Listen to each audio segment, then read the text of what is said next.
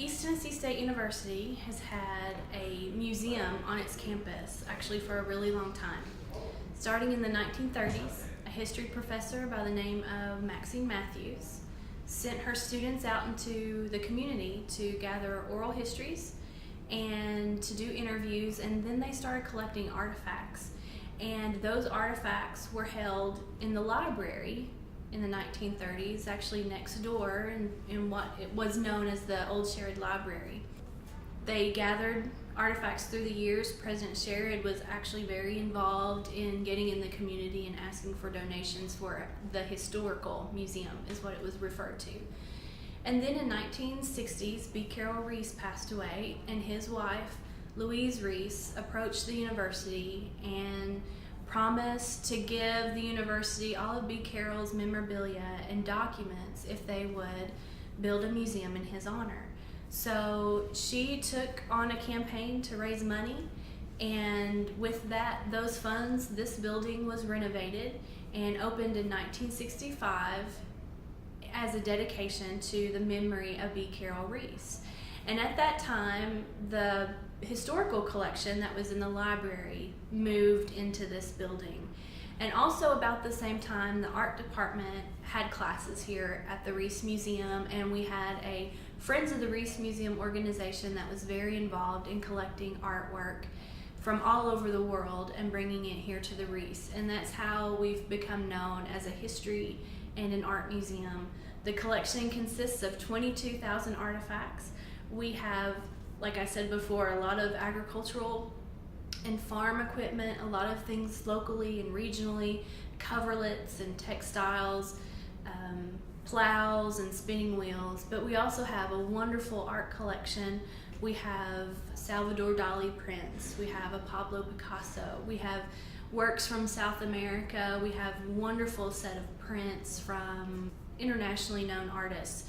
So we have a great collection of things here at the Reece, and whenever you come to visit, you'll see something different, hopefully every time. We do 3 changing galleries. So when you come in, you'll see artwork, but you'll also see historical exhibits. And we also have a permanent exhibit called The Early History of Country Music in the Tri-Cities. And that consists of some of our permanent collection, musical instruments from people like Pop Stoneman of the Stoneman family. We have a beautiful fiddle that was played by Governor Alf Taylor, and we have some wonderful pieces from the Archives of Appalachia that go with that exhibit as well. There's a audio-visual component to that exhibit. It's a kiosk that you can stand as long as you want and listen to regional music. Every picture is a video of a different local performer. So it's a great exhibit to see as well. Well, we just finished renovations. The Reece Museum closed in May of 2011, and we spent that whole summer packing up the 20,000 artifacts in the collection and everything else that we had here in the museum, and we moved to a temporary site in Kingsport, the Valley Brook campus that ETSU owns. And during that time, an architect and contract crew came in and renovated the whole museum. The museum had not been renovated since 1965, so the renovations were pretty extensive. We received new ceilings and new floors, brand new windows that are beautiful, and they have a built-in UV film which keeps out UV light, so it helps us protect our artifacts better. And we got a new HVAC system which makes the museum much more comfortable for everyone who comes in, and it also makes it comfortable for the collection. Another way to preserve artifacts is through keeping your temperature and humidity at certain levels, and so now we're more able to do that. We now have a nice ADA compliant, very comfortable restroom. It's also family friendly.